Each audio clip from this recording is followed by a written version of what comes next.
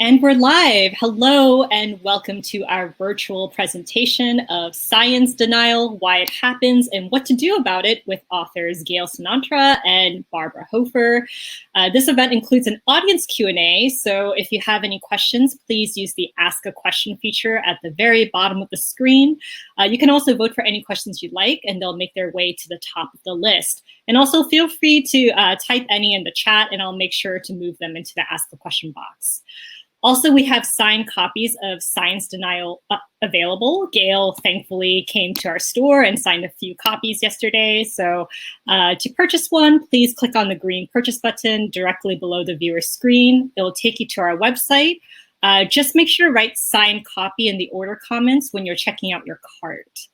All right, so with that said, let me introduce our guests and then we can get started. So Gale Sinatra is the Stephen H. Crocker Professor of Education and Psychology at the Rossier School of Education at the University of Southern California, where she directs the Motivated Change Research Lab. She received her BS, MS, and PhD in psychology from the University of Massachusetts, Amherst, and she has been recognized by the American Educational Research Association for Career Achievements in Research with the Sylvia Scribner Award.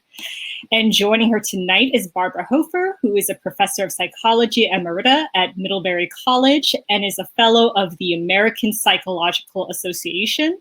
She received her PhD in psychology and education from the University of Michigan and a Master of Education in Human Development from Harvard University. She is the recipient of national awards for both research and teaching from the American Educational Research Association and the American Psychological Association. So with that said, I'm going to turn my camera off and hand things over to Gale and Barbara. Enjoy the talk, everyone. Well, thank you so much, Rira. We are so excited to be able to share a little bit of time with you tonight to talk about our new book. We want to thank Holly Watson, our publicist, for helping us make this event possible, along with, of course, Rira and all the staff at Vroman's for this evening.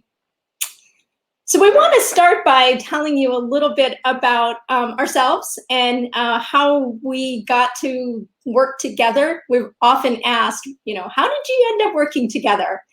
Well, Barbara and I have similar research interests and background in psychology and education, and we would bump into each other at conferences over the lifetime of our career. So we got to know each other really well, and we started working together. And we've been continuing those projects ever since then. And people often ask, well, why did you write this book? So we wanted to tell you a little bit about the origin story. So about 10 years ago, we were both really privileged to be asked to attend an invitational conference that the National Science Foundation and the German equivalent organized together at the German embassy by the UN in New York City, and it was on the public understanding of science. And it was a lively week of all of us finding out how important this topic was to us, that many disciplines were involved, and we met a lot of people that we were excited about their research. And out of that, we got invited to write an article for Educational Psychologists with one of our German colleagues. And so that's a peer-reviewed journal in the field, speaking really to other colleagues. Then we got asked to write another one for Brain and Behavioral Sciences, Policy Insights. And we wrote that. And then we thought, well, really, we need to reach a broader audience. We really wanted to be talking to a really wider group of people than just other psychologists. And we wanted to take the knowledge that we had developed and put it in book form. And I think we also both have a huge passion for this topic. And even while we were writing it, it has become so much more critical. I just don't think we understood that science denial could become as deadly as it has become in the past year. When we look at how many people have died of COVID, when we look at how much of that has to do with science denial, when we look at what's going on the planet, and we think about fires in the West and heat domes in the South, in the Northwest, and the flooding in Germany, and hurricanes building up, and it's just terribly disturbing to think that there are people who can still deny that there's a problem, and that keeps us from moving towards greater action to address really critical problems. So the other thing is that as psychologists, we realized when we wrote this book, we didn't want to make it just an us and them issue. We didn't want it to be this kind of thing of like, those people think that way, but here's how we think. Because we realized the more we learned about the cognitive reasons behind why people think about science denial, the more we understood that we're all susceptible to certain forms of it. And so we thought, well, let's not just write about denial alone, but about resistance, about doubt, about all the things that may plague us as we're trying to learn something new in science. So we want to tell you a little bit about the book. We'll give you a brief overview, and then we'll dive a little deeper into the different chapters. So we start the first section of our book with an introduction, an opening chapter, and in that we try to define the problem space. We try to explain what we mean by science doubt, resistance, and denial, and we explain why it's so important, as Barbara just indicated.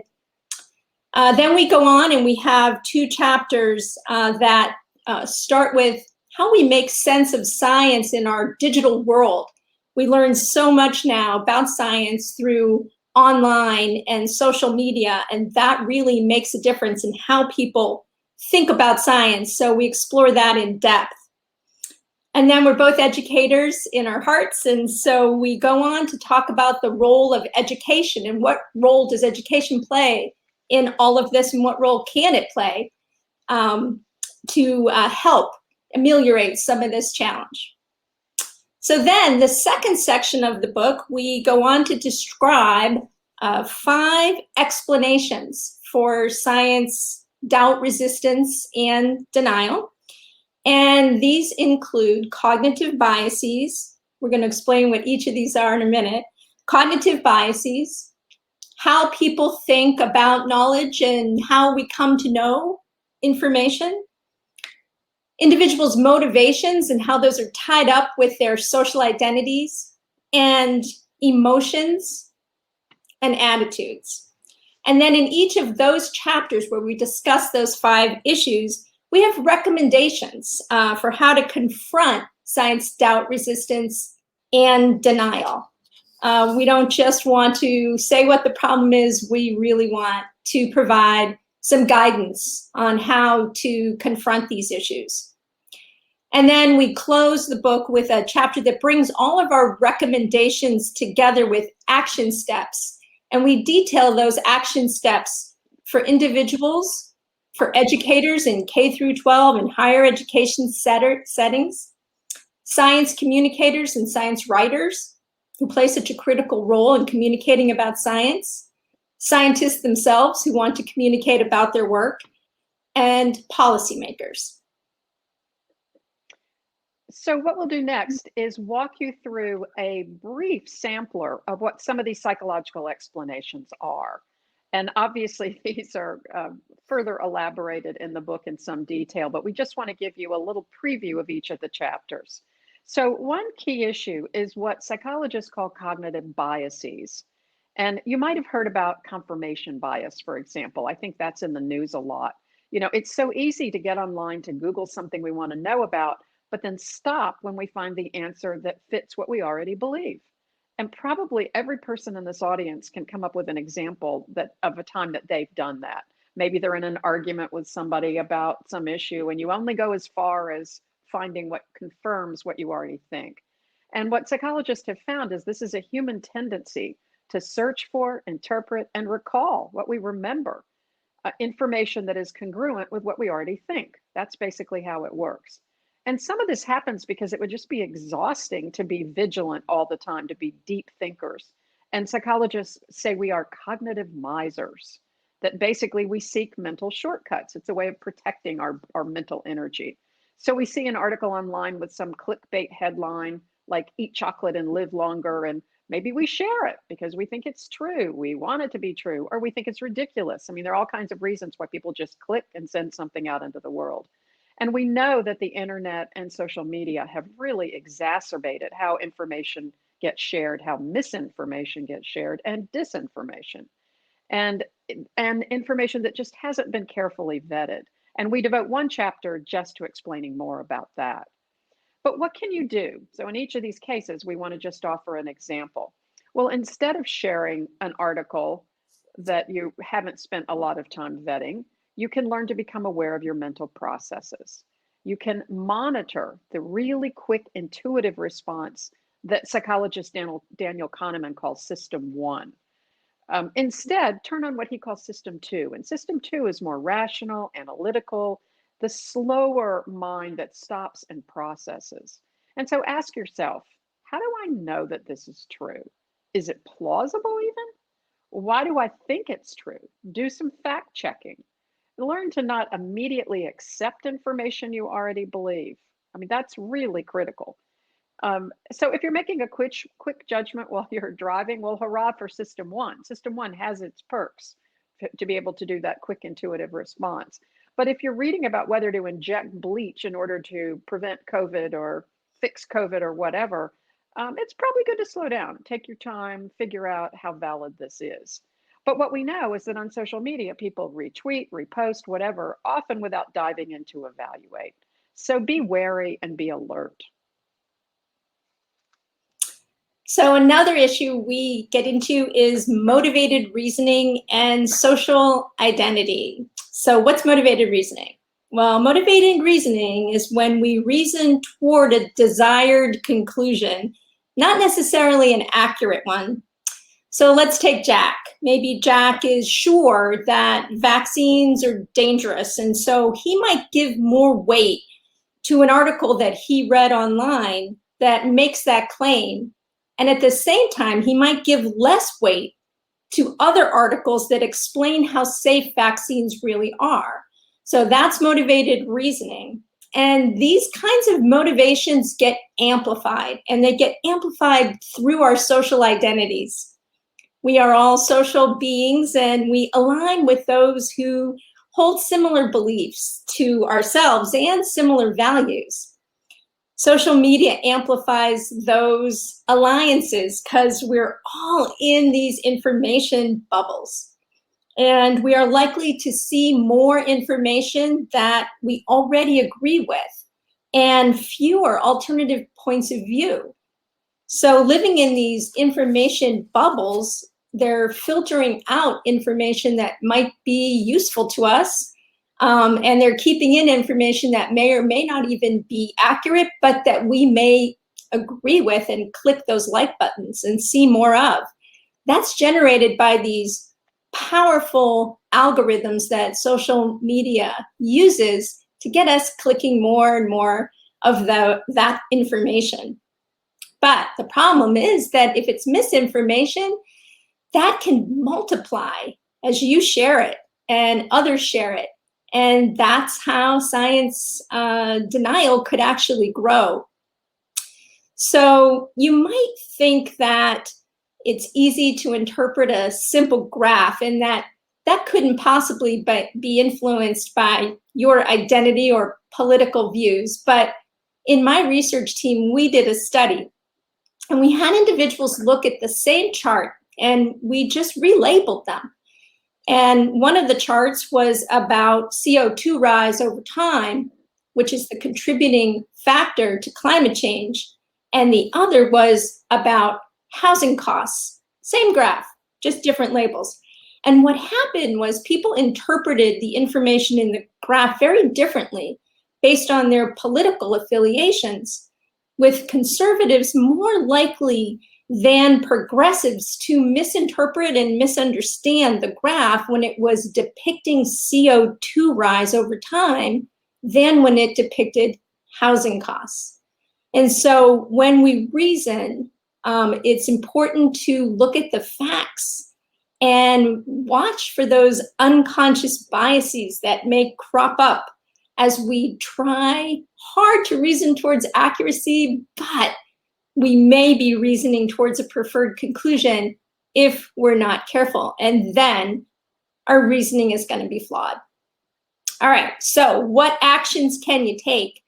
Well, stop and ask yourself, are you weighing information fairly? Are you giving two sides the same attention and thinking about the other side, or are you just cheering for the home team?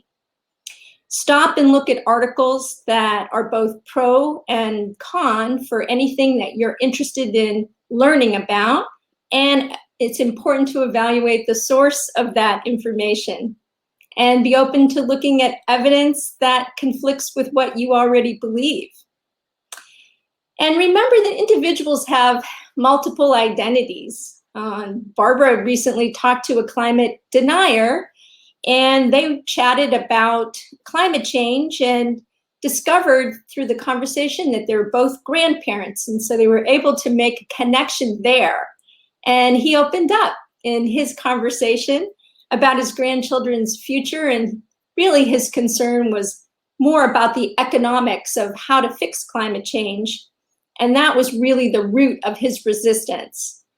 So maybe somebody is vaccine hesitant because they're in a mother's group or a play group for their child, and but they're also very caring individuals. And if you mention that some children are immunocompromised and can't get vaccinated, they may be open to considering the importance of getting protection for themselves so that they don't endanger that child. So the important thing in these conversations is to listen to the concerns of others and try to find some common ground.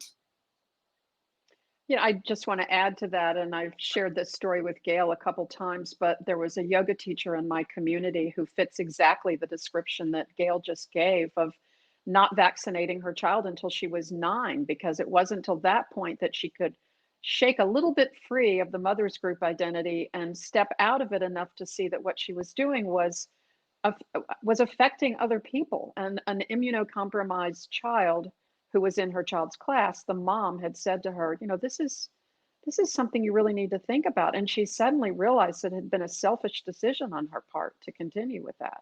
So I think, what we really want to see people have these conversations with warmth and acceptance and good listening skills, and to try to find out where you do connect, because there's always some intersection of interests that you can connect on.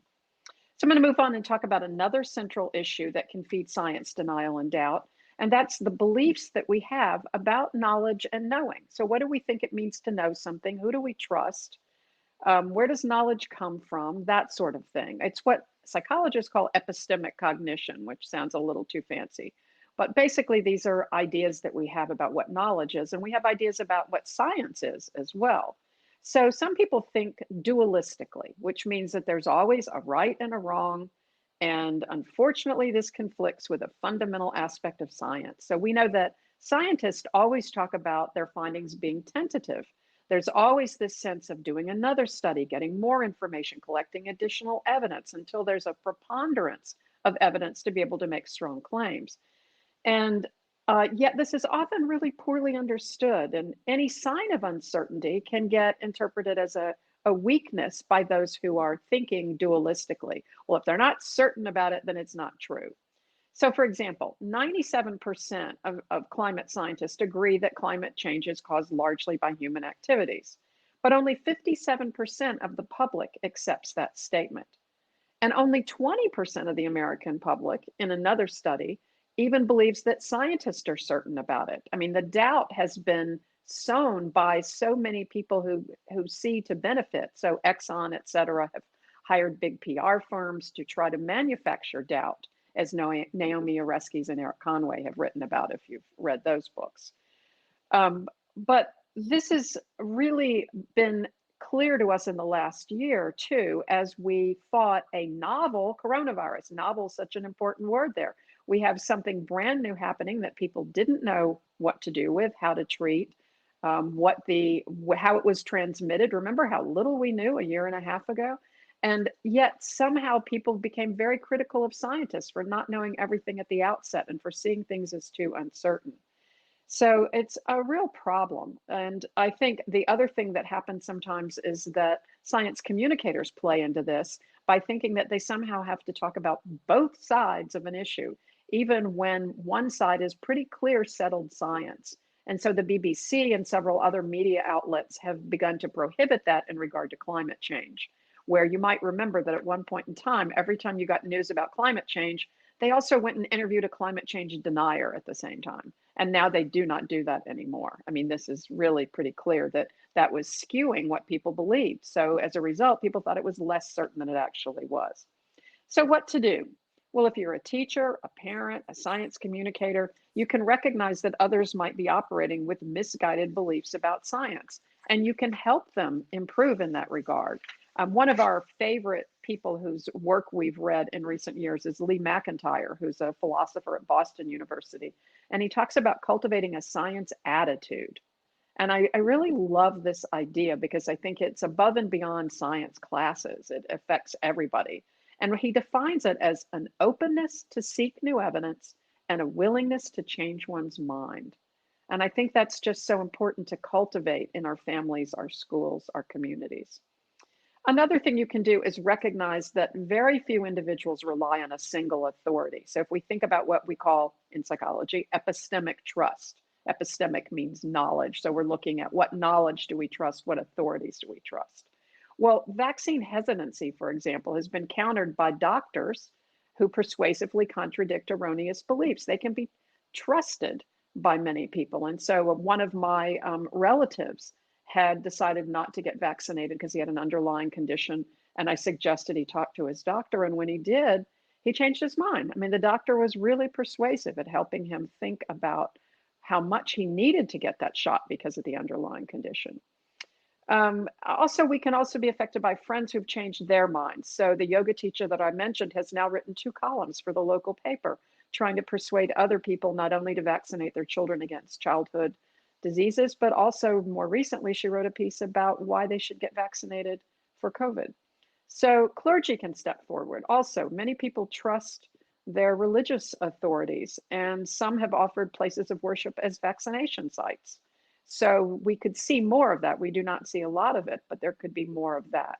So thinking about who are the authorities that people trust and how can they come forward? So in the book, we also describe how emotions and attitudes influence science understanding. You might remember when Pluto got demoted to a dwarf planet, many people, children, adults, reacted with anger and opposition. We did a research study about that with kids, and they were pretty angry about that change in Pluto's status.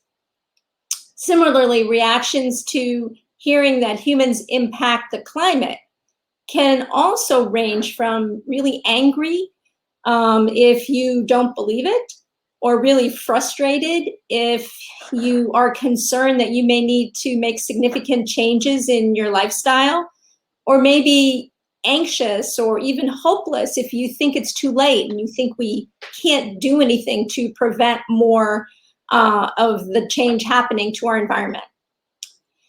Emotions are really closely linked to attitudes, and attitudes are your kind of pro or con feeling towards something. So if you are for or against climate mitigation policies, for example, or GMO labeling, that's really your emotions being aligned with your attitudes. So if you have a positive emotion, you may have a positive attitude, you might be pro, but if you have negative emotions like anxiety or concerns that make you feel hopeless or anxious or angry, then you're going to be more anti-policies along those lines. So what can you do? Well, recognize the role of emotions in your decision-making about science. So if you react strongly to a story, say about stem cells being used to treat Parkinson's disease, well, ask yourself if you are being overly optimistic because you have a friend with Parkinson's and you're really hopeful that this is a treatment that's going to help your friend, or if you are being overly negative because you have concerns about the use of stem cells and you might be avoiding the use of a very effective treatment.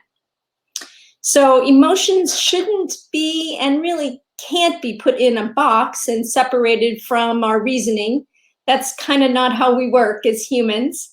So emotions are really integrated in how we think and how we learn and how we process information. They're really fully integrated with the ways we think about science. And so we don't want to put them in a box, but we want to understand them and we want to be aware of the emotions we're feeling and how those emotions impact our attitudes.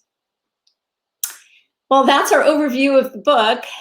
We hope that gives you a sense of the kind of topics that we go into, and we're looking forward to what questions you may have. Okay, hello, this is Rira again. So I'm going to ask folks to send in their questions by using the Ask a Question box at the very bottom of the screen. You can also type in your question in the chat, and I'll make sure to keep an eye on that. So first question that we have is, do you think people consider uncertainty in science beyond soft and hard sciences? Are they aware that all science has uncertainty, but also that different sciences have different uncertainties? I'll let you take that one. I've actually done research on that. That's why I said you go first. Yeah, I did research on that with college students, looking at of uncertainty within various disciplines. And obviously they see the social sciences as less certain than the hard sciences, but helping them understand that even the hard sciences also have some uncertainty is really important. Not about everything by any means. I mean, we're not talking about gravity being puzzling or confusing at this point, but they do need to know what is settled in the way of science. What was really problematic in the research that Gale and I have each done separately about evolution is the number of people who don't realize that evolutionary theory is the absolute foundation of the entire field of biology, and that it's an important explanatory mechanism. But yes, I think it's a really good question, and thank you. I mean, there are definitely differences, but it seems harder for people to recognize that within the hard sciences, there is still uncertainty. We've explored the issue of how people understand uncertainty too in our research team, and what we found is that if you can shift public attitudes about the nature of scientific uncertainty, if they're provided with information about what does that mean in a scientific way. In a sense, no science is certain because we're always looking for new information and things can change all the time. So it's actually a positive thing about science that it's open to change. And when you explain that to people, they may change their view on uncertainty and be a little bit more comfortable knowing that science is only as certain as it is at this particular time, and that it's going to change with new and evolving information. And as Barbara mentioned right at the beginning, we got a really good example of evolving scientific information over this past year dealing with this novel coronavirus. Okay, so we have another question. Do you have a recommendation for best practices behind addressing misinformation or disinformation in the classroom? For example, I try to incorporate it in my college biology courses, but I don't feel confident for how effective I am. And that's from Diane. Well, Diane, that's a great question. And yes, we have a lot of recommendations for how you can confront mis and disinformation in your classroom. So in our book, we have information about that. We also have academic articles that we've written. In particular, I have one with Doug Lombardi that talks about how you can teach your students in a K through 12 or higher education setting to source scientific information. I'd also refer you to the News Literacy Project. The News Literacy Project is meant for teachers, and it includes instructional modules for how to teach about sourcing and how to suss out, what is really fake news from what is real news. They have activities, videos. The News Literacy Project is very, very useful. Basically, you have to teach students and you have to teach yourself to read like a fact checker. And there's particular strategies for how to do that. And we cover them in the book, and we cover them in our research articles. And the News Literacy Project will help you with that as well.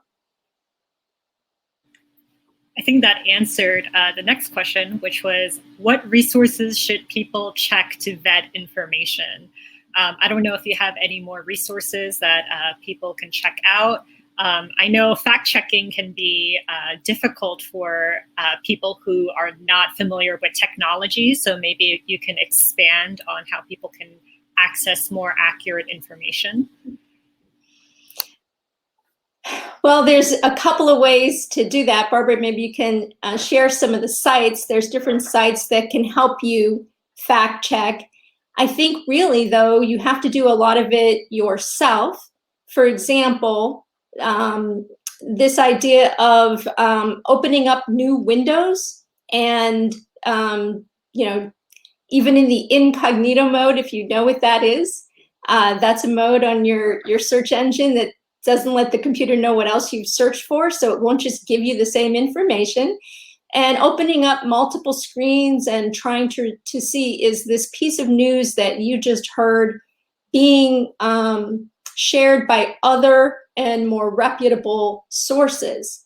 And there's also sort of fact-checking online sources that you can look to. Snopes is one that tries to provide some fact-checking.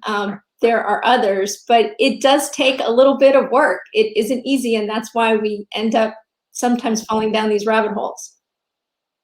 And there's just so much now pressing towards trying to build this into education better at all levels. It just can't be once or twice that students get introduced to this, but we need at every level of education to have students exposed to digital literacy and to what's now being called algorithmic literacy, to understand why it is that when you search for something and Google returns the top 10 hits, that those are not necessarily reliable or valid, that that's not part of the structure for how Google decides what to give you. And yet I've been stunned by how many of my college students thought that they thought somehow the top things that come back to you are the best. And I had some of my research assistants pretend to do searches around particular things every week for a while, and they would come in and give their reports. And one of them was, did dinosaurs live the same time as humans? And it was shocking for them to see that some of the top sites actually gave that in the affirmative. They were from the Creation Institute, from all these somewhat suspicious places that certainly had a point of view that was not accurate scientifically. And they were really alarmed at how hard it would be to be a fourth grader trying to write a paper on that and not knowing which sites to trust. And it's what Sam Weinberg at Stanford calls lateral checking. And that's what Gale was describing. You go across sites, not down just the top 10 Google sites, but you go across, and then you try to look at who is it that said this, where is, as Gale said, where was it reported and how. Speaking of misinformation, this question is, how can journalists report scientific studies responsibly without fanning more mistrust? Well, we're both going to want to jump in on this one because it's one of our favorite topics. One of the big problems is clickbait headlines. We understand the competitive nature of online journalism these days. You've got to get eyeballs on your story. But often, if you've noticed, once you click on that story, it doesn't really say what the headline implies. So it'll be things like, chocolate cures cancer. And then you click on it and it really doesn't say that at all. So we would encourage the headlines to be much more accurate. And then even when they're accurate, sometimes they're also misleading by emphasizing some exception rather than the rule. So if someone has an adverse reaction to a vaccine, and there have been a couple of people who have, rather than saying, there are people who are having adverse reactions, maybe lead with millions of people have not had adverse reactions, but one or two have. So part of it is the headlines. And Barbara already mentioned the balance point of view that is not really balanced. And then trying to contextualize it, trying to look at a broader body of research in an article, not just one quick study, but how many studies have said this? Has it been replicated? I mean, people love that quick new finding, but if it hasn't been through the process, through peer review, et cetera, that's problematic. We'd also like to see journalists explaining more about the scientific process. Just spend a little bit more time telling people, how did they find this? There's a lot that's just missing in reporting of scientific articles. Speaking of articles and journalists, this question is from Andrew. In science communication, is more information always better? I worry that vaccine hesitancy for COVID vaccines is partly due to the media broadcasting of non-perfect efficacy rates and reports of rare side effects. So you guys talked a little bit more about that, but if you can expand. It's such a challenging problem for science communicators. I mean, they obviously want the public to be aware, and they want public to be aware of any side effects. And I understand that. Obviously, you don't want to keep that information from people. But at the same time, it's about presenting it in the appropriate context. People need to know that millions and millions and millions of people have been safely vaccinated with zero side effects, and that a very few people have had side effects, as opposed to saying people have side effects. So again, it's how you balance that reporting. But yes, I do think we can sometimes provide too much information and overwhelm people.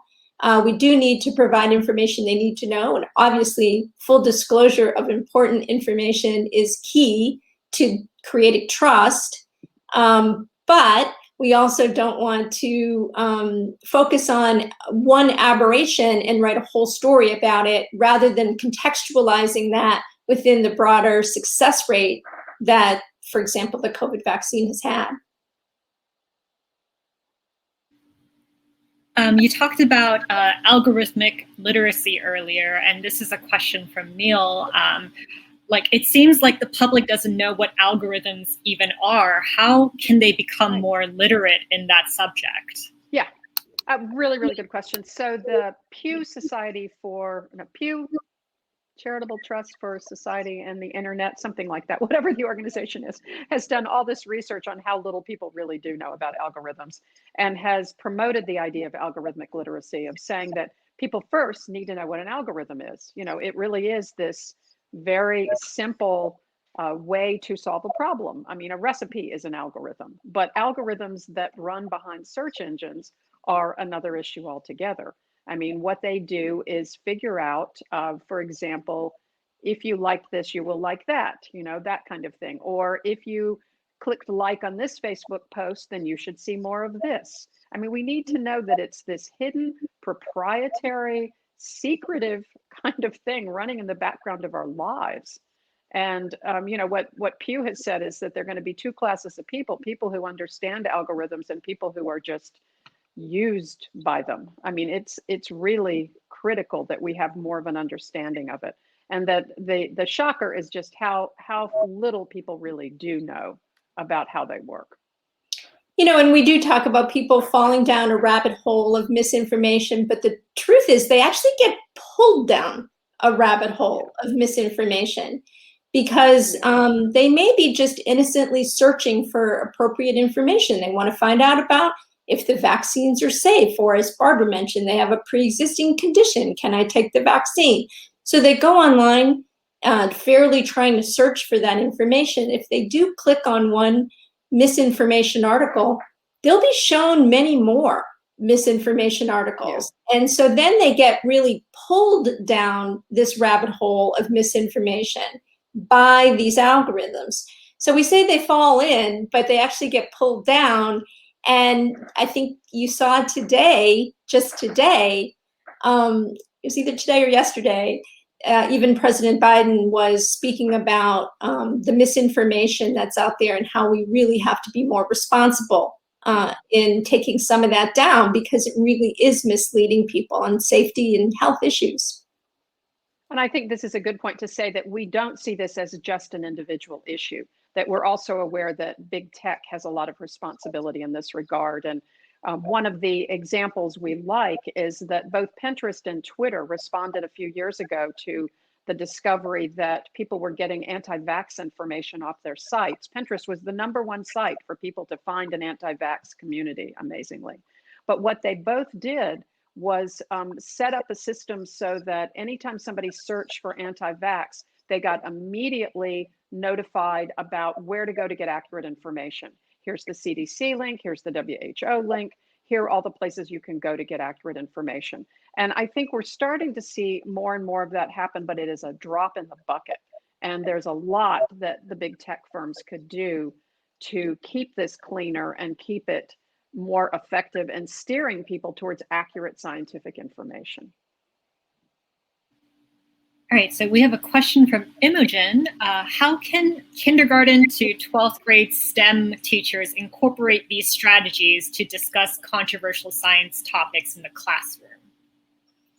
Well, that's a great question, Imogen. What we definitely think is you can teach algorithmic literacy, you can teach sourcing literacy, and you can teach students to be more aware of where they're getting their scientific information, as we just said. But now you're bringing it up to this next level, and that is controversial topics and how we teach those in the classroom, and whether those topics are truly controversial, as in a scientific controversy, or whether they're controversial with the public because the public is confused or misled about them. So I think it would be different how we would teach the topic depending on whether it's a public controversy and not a scientific one. Either way, we need to help our classroom teachers, in K-12 in particular, improve their science preparation and literacy, because our K-12 teachers don't always have a tremendous amount of science background, particularly in elementary. Our science teachers who teach chemistry and biology, of course, do, but in elementary, they may not have quite the literacy level that they need to sort through some of these controversies, because they can be confusing. Now, one of the things we talk about in the book is that, this isn't easy stuff. I mean, I don't understand how black holes work, even though I have a former student who's a physicist who's tried to explain it to me several times. I still don't get it. So, this is difficult information often, and teachers need support in learning more about science and learning how to approach these difficult conversations with their students. And, I think the other thing we talk about is a number of misconceptions that people have about science. And one of them is that many students and adults think there's one and only one scientific method, that everything starts with a hypothesis that's experimentally tested. And that's just not the case for many of the field sciences.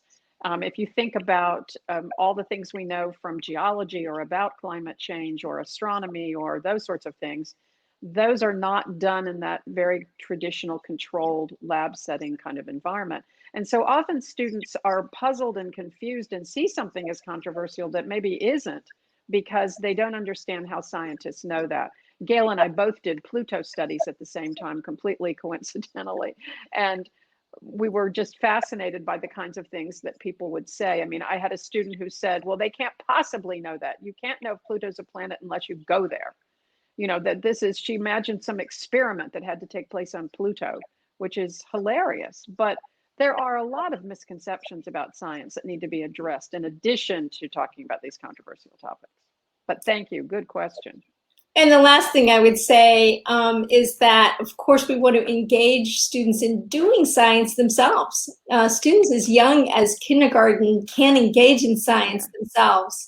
Yeah. And by doing research, by doing traditional experiments, but also by doing observations and some of the other methods that scientists use, weighing information, weighing evidence, they can learn to do this as young as kindergarten. And we've been successful in a couple of projects with my research team, teaching kindergartners about force and motion with our speedometry project, which was using Hot Wheels cars and tracks to explore some physics concepts. We did it with fourth graders, but we also did it with kindergartners.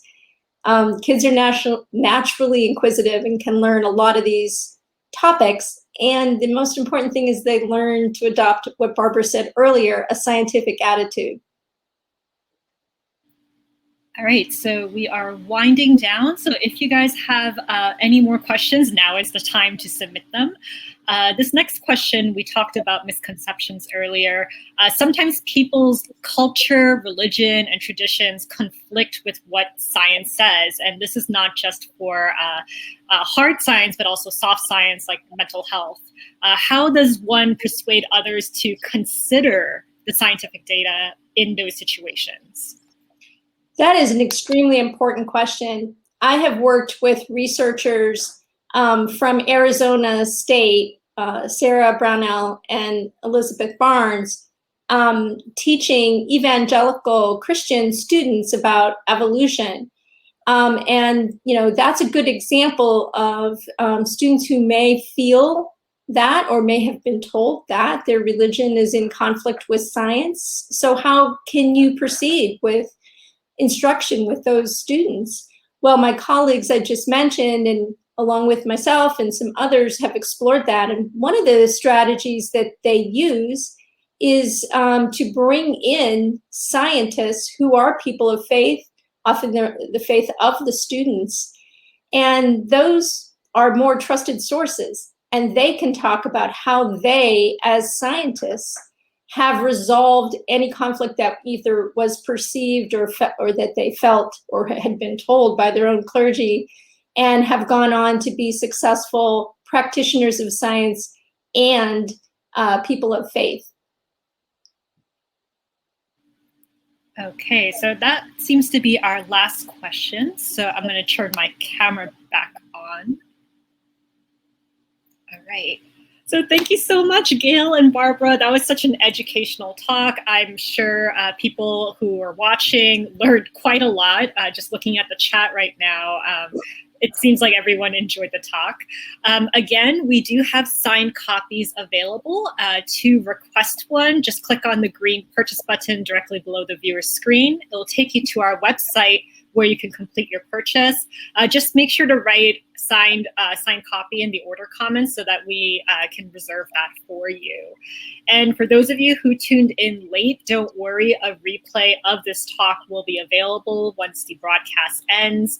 And we'll also be uploading this talk onto our YouTube channel in a couple of days, so stay tuned for that. And I think that about does it. Thank you again, everyone. Stay safe and have a good night. All right. Thanks, everybody, for tuning in. Thanks for being here. Thanks for being here. We really appreciate it. All right. Good night, everyone.